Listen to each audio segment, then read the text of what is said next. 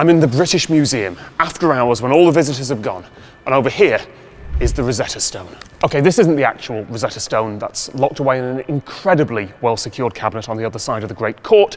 The Rosetta Stone has sat in the British Museum for over 2 centuries. Scholars believed they had decoded everything it contained. Then AI scanning technology was applied to its surface, and the results forced researchers to reconsider everything they thought they knew.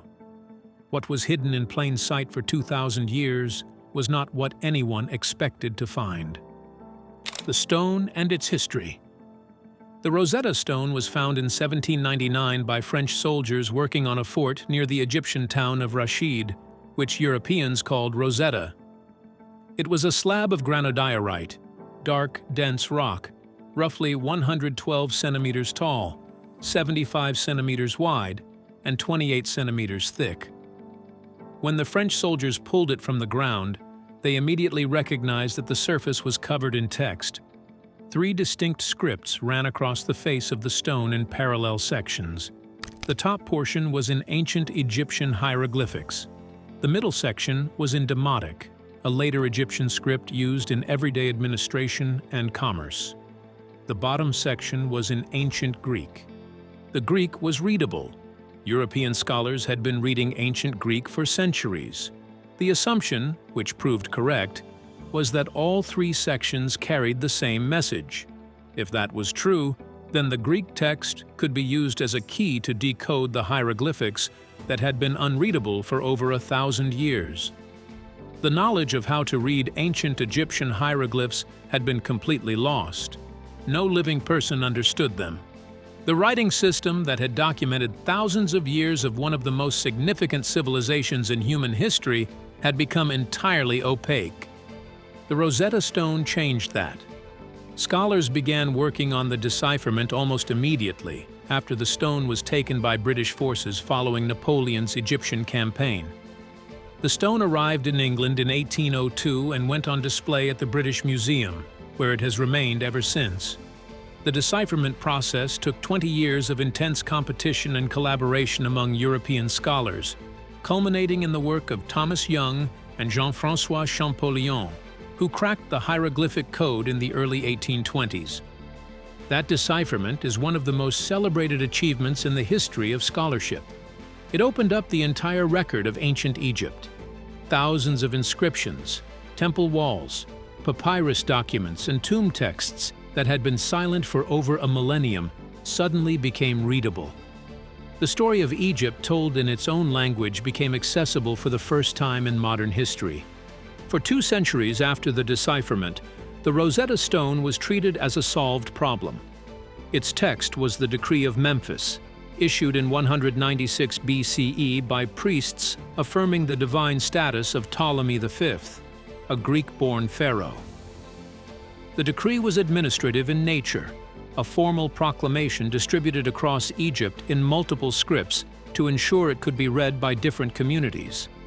The content was known. The translation was established.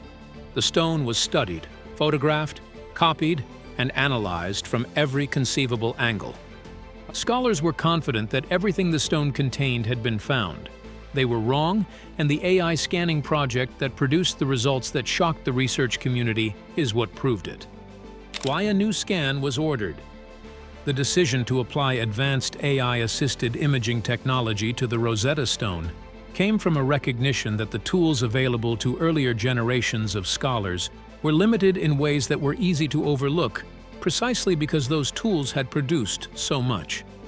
Standard photographic analysis, ultraviolet light examination, and physical inspection of the stone's surface had been conducted many times over 2 centuries. Each round of analysis had confirmed the same basic findings. The stone carried 3 versions of the Ptolemaic decree. The text was damaged in places, particularly in the hieroglyphics section at the top, where significant portions were missing. The surviving text was fully translated and well understood. There seemed to be nothing left to find. The problem with that conclusion was that it assumed the technology used in earlier analyses had captured everything the stone contained. Hyperspectral imaging, The technology that proved so revealing when applied to the surface of Leonardo's Last Supper had not been applied to the Rosetta Stone with AI-assisted analysis. Infrared reflectography at the resolution levels made possible by current sensors had not been used. And AI trained on the full corpus of ancient Egyptian writing, not just the Rosetta Stone text itself, but the complete body of hieroglyphic, Demotic, and Ptolemaic Greek documents that have been cataloged and digitized across 2 centuries of Egyptology, had never been brought to bear on what the stone's surface actually contains. The research team that proposed the new scanning project made a specific argument. The Rosetta Stone's surface had been handled, cleaned, waxed, inked for reproduction, and subjected to environmental conditions across 2 centuries in ways that had changed what was visible to the naked eye. Some of what the stone originally contained might have been obscured not by time or original damage, but by the history of the stone's own treatment since its discovery. Advanced imaging could potentially see through those layers, and AI trained on the complete ancient Egyptian corpus could potentially recognize patterns in the recovered data that no human paleographer, working alone with raw scan output, could have assembled. The proposal was approved. The scanning project began. What it found in the layers beneath the stone's surface changed the terms of what the Rosetta Stone actually is. The man who made the stone. Before examining what the new scanning project found, understanding who made the Rosetta Stone and under what circumstances requires a closer look at the world of 196 BCE Egypt than most accounts of the stone provide. Ptolemy V was 14 years old when he came to power. His father had been assassinated. His mother had been murdered. He inherited an empire in serious trouble, an Egypt that had been ruled by Greek-speaking kings for over a century since Alexander the Great's conquest, that was dealing with internal rebellions from native Egyptian populations who had never fully accepted Greek rule, and that was facing external military pressures from the Seleucid Empire to the north and east. The priests who issued the decree of Memphis were not acting out of pure devotion to their young king. They were acting out of institutional self-interest. The decree was issued at Memphis in exchange for significant concessions that Ptolemy V had made to the priestly class: tax exemptions, restoration of temple revenues, and guarantees of priestly authority over religious matters. The decree proclaimed Ptolemy V a god. In exchange, the priests got what they needed to maintain their own institutional power. The decision to write the decree in 3 scripts was a political calculation. Hieroglyphics were the sacred script, the language of the gods and of formal religious authority. Demotic was the language of everyday Egyptian administration and commerce, the script that ordinary educated Egyptians used. Greek was the language of the ruling class, the administrative elite, and the military. Writing the decree in all 3 scripts ensured that every literate community in Egypt could read it. It was a deliberate act of political communication aimed at the widest possible audience. The priests who composed the text and supervised its inscription understood the politics of writing at a sophisticated level. They understood that what was written, how it was written, where it was placed, and who could read it were all instruments of power. The Rosetta Stone was not a neutral record. It was a carefully constructed piece of political communication designed to achieve specific institutional goals. That understanding of the stone's context matters for interpreting what the AI scanning project found. Because the people who made the stone were operating in a tradition that routinely encoded multiple layers of meaning in the same text, a tradition where what was visible on the surface and what was present in deeper layers of a document were not always identical, and where the full meaning of a text was sometimes accessible only to those with the training to see what was not immediately apparent. The technology applied. The scanning project applied a combination of technologies that together produced a dataset far richer than anything previously collected from the stone's surface.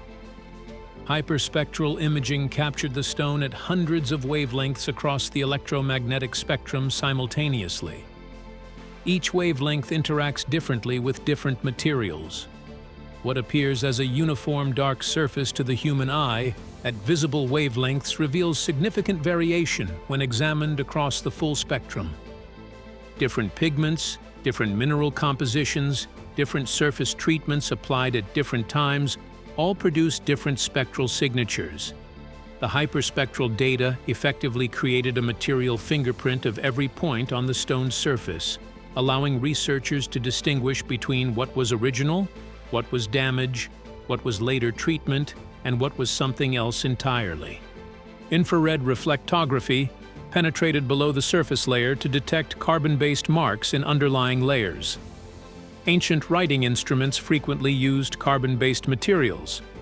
Marks made with those materials remain detectable by infrared imaging even when they are no longer visible at the surface level. This technology has been transformative in art historical research, revealing underdrawings beneath paint layers, earlier versions of compositions, and text that was covered by later editions. Applied to the Rosetta Stone, it allowed researchers to examine what had been on the surface before 2 centuries of handling had altered it. X-ray fluorescence mapping identified the elemental composition of material at every point on the surface. Different elements produce different fluorescence signatures when exposed to X-rays. This allowed the research team to map precisely what materials were present where, identifying areas of original inscription, areas of ancient restoration or modification, and areas where the stone's surface had been altered in more recent times. The AI system trained on this project was built on the complete digitized corpus of ancient Egyptian writing. This included every hieroglyphic text cataloged in the major Egyptological databases, every Demotic document in the significant collections, and every example of Ptolemaic administrative Greek that had been digitized and made available to the research team. The AI was trained not just on the content of these texts, but on their physical characteristics, the proportional relationships between signs, the spatial organization of text on surfaces, the way scribes of different periods and traditions organized information on stone versus papyrus versus temple walls. The combination of the spectral data and the trained AI produced results that no previous method of analysis had been able to generate. What the scans revealed. The first finding of the scanning project confirmed what researchers had suspected but not been able to prove. The visible surface of the Rosetta Stone, as it appears today in the British Museum, is not entirely the surface as it was when the stone was originally inscribed.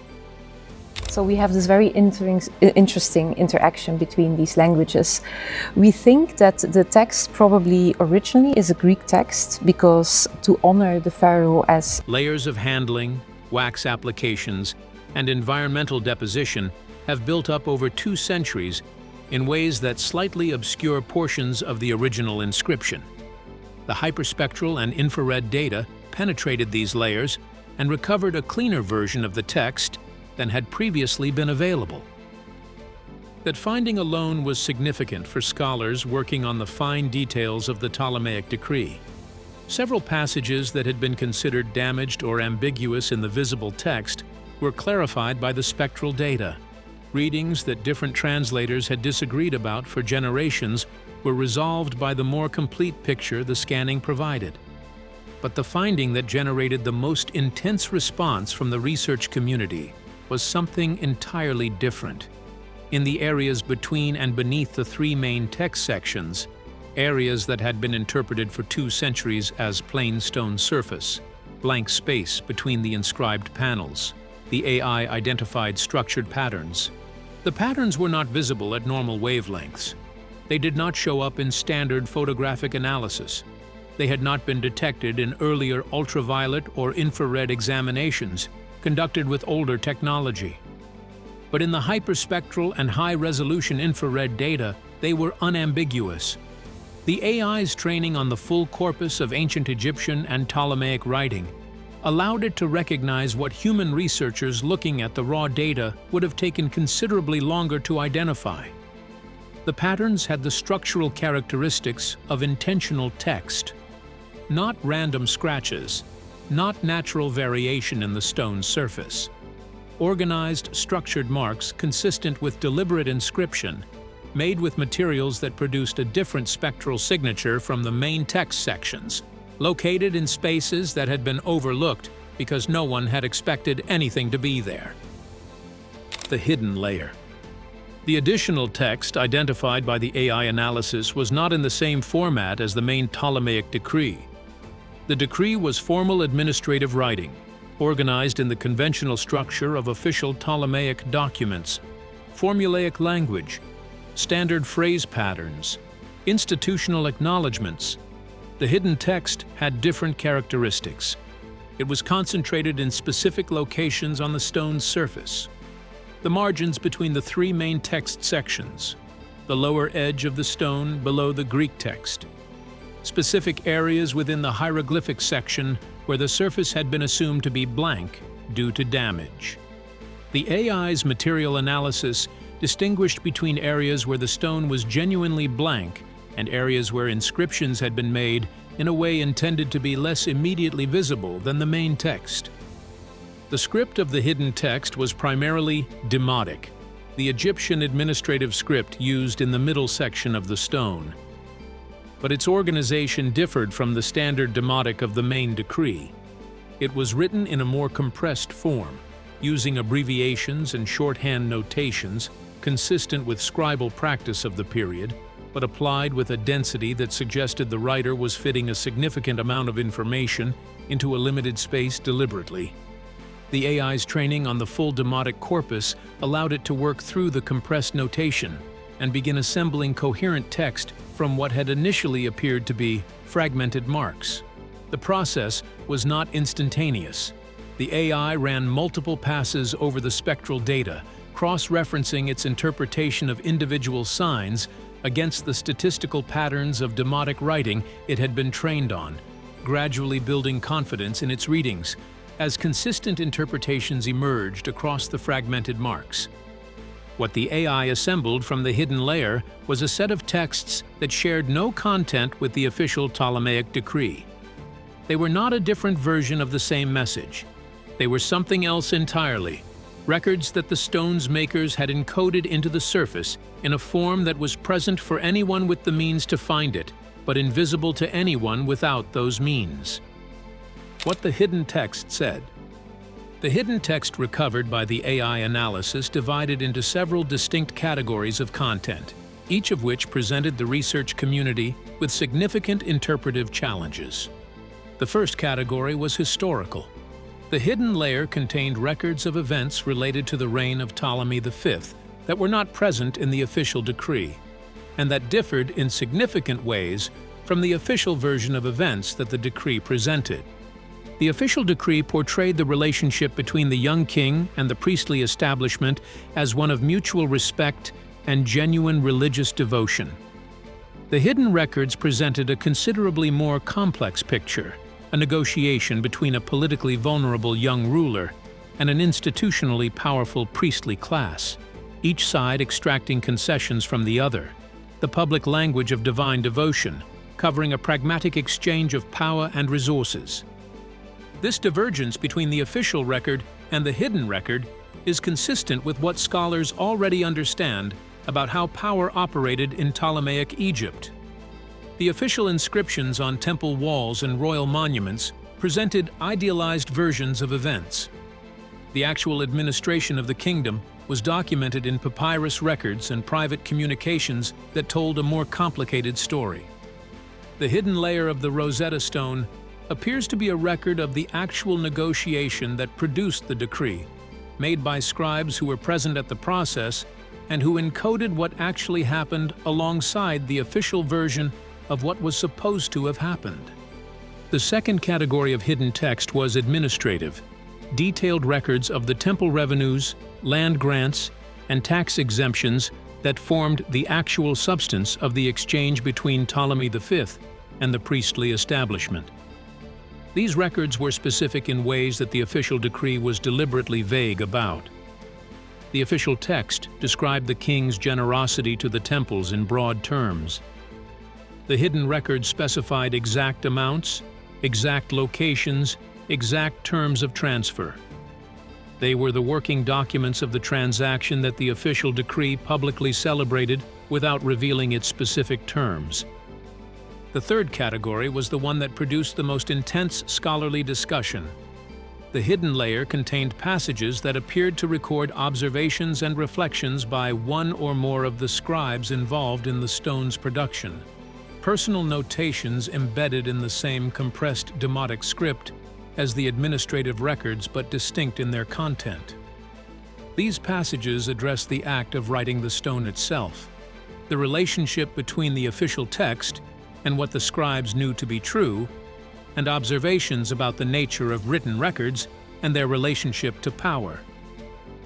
The scribes who left a record. The personal notations recovered from the hidden layer of the Rosetta Stone are the most historically significant finding of the scanning project, and also the most difficult to interpret with full confidence.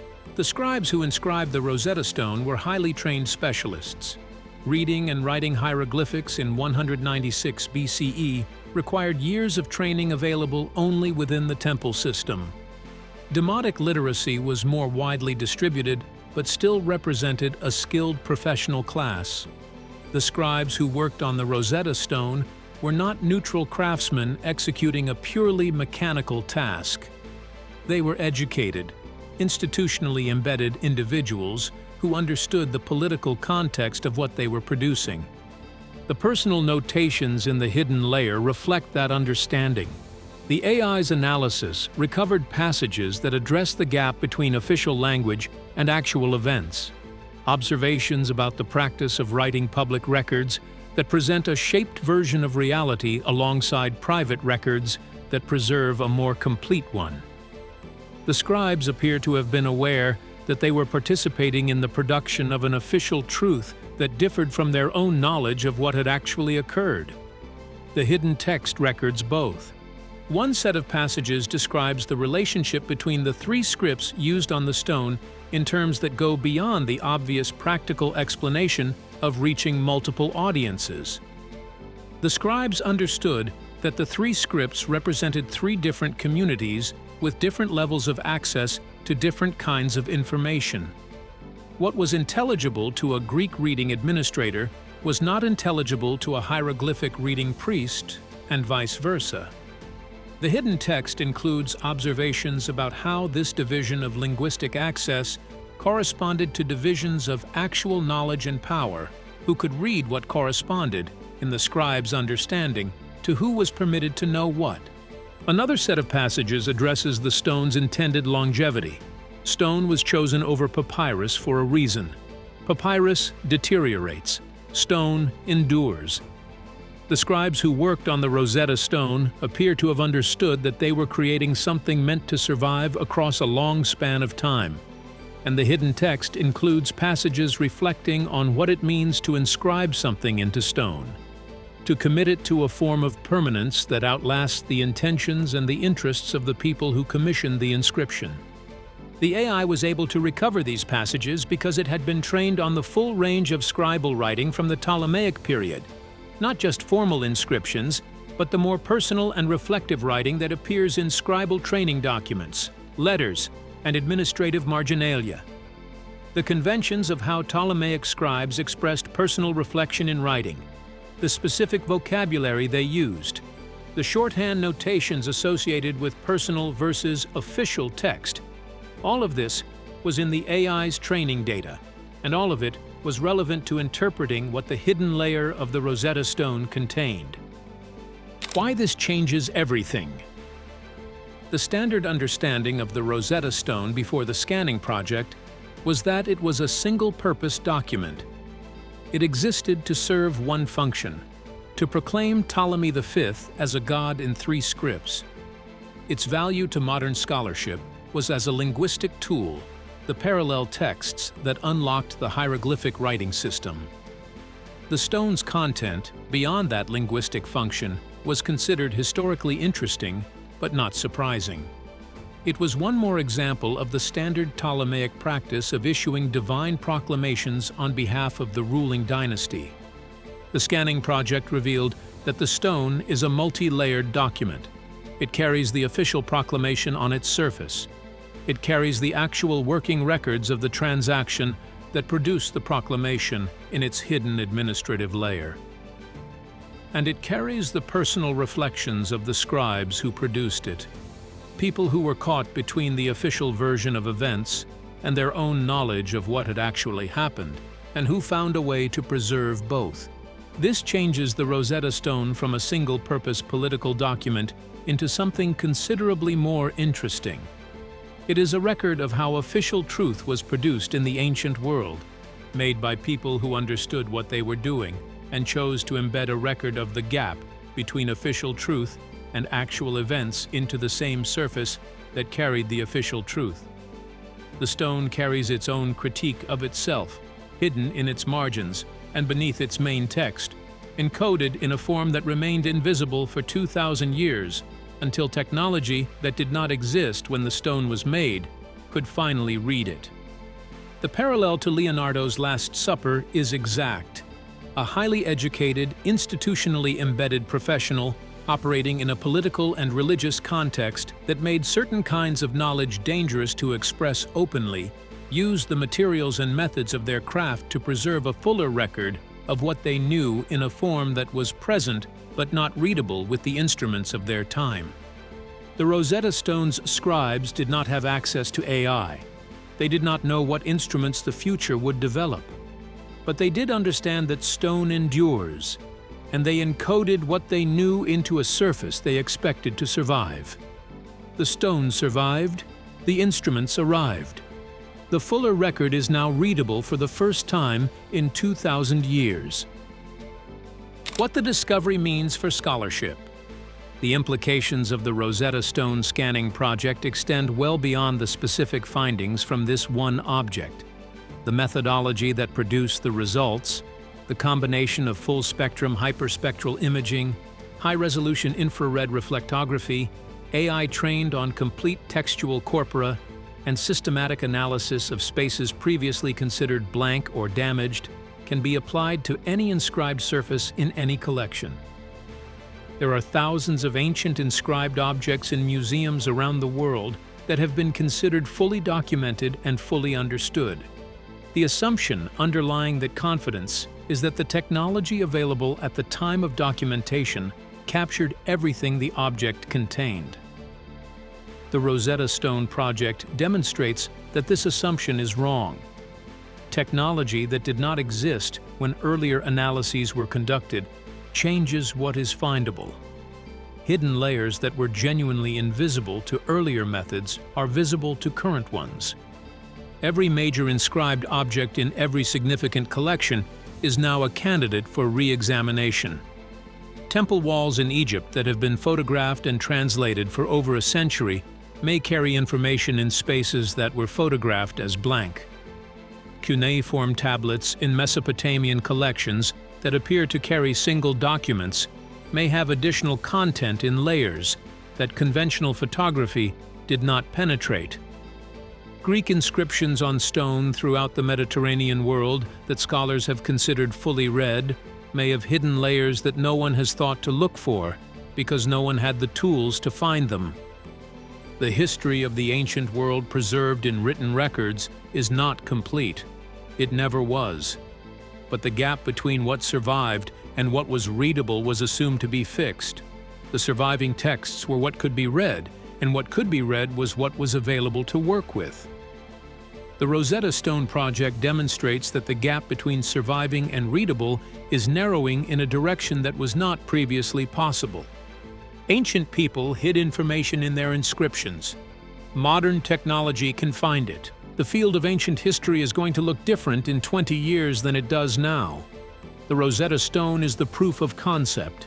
What it demonstrates about what is possible, applied systematically to the full range of inscribed ancient objects across the world's collections, will change what we know about how ancient civilizations actually operated, what the people who made their records actually thought, and what the relationship was between the official histories they produced and the fuller reality they lived. The lesson the stone teaches. The Rosetta Stone has always been understood as a tool for decoding the past, the key that unlocked ancient Egyptian writing and opened up thousands of years of a civilization's own record of itself. That understanding was not wrong. It was incomplete. The stone was made by people who understood that writing is not a neutral act. It is a choice about what to preserve, what to make visible, what to make invisible, and who gets to decide the difference. The Ptolemaic priests who commissioned the stone made one set of choices. The scribes who inscribed it made another. Both sets of choices are now visible in the stone's surface, and the relationship between them is the most interesting thing the scanning project recovered. Every era has knowledge that cannot be stated plainly in the official language of that era. Every era has people who understand this and find ways to preserve what they know in forms that the official systems of their time cannot easily access or destroy. The scribes who hid administrative reality and personal reflection in the margins of the Rosetta Stone were doing exactly what Leonardo da Vinci did with the Last Supper 15 centuries later. They were writing for readers who did not yet exist, using methods that the instruments of their time could not penetrate, in surfaces they trusted to survive. The stone survived 2,000 years in the ground, a century and a half of handling in the British Museum, and every analysis that 2 centuries of scholarship could bring to it. The scribes who hid their fuller record in its surface made a good choice about where to put it. They could not have known about AI or hyperspectral imaging. They knew about stone. They trusted what stone could do. They were right. The reading of the Rosetta Stone has been going on for 2 centuries. The scanning project has established that it has only just begun. The Rosetta Stone was more than a translation key. It carried layered meanings. AI analysis suggests ancient inscriptions may still hold hidden depth. The past is not fully known, and its record may still be unfolding. More hidden records from the ancient world are being scanned right now. Subscribe so you are there when the next layer is uncovered.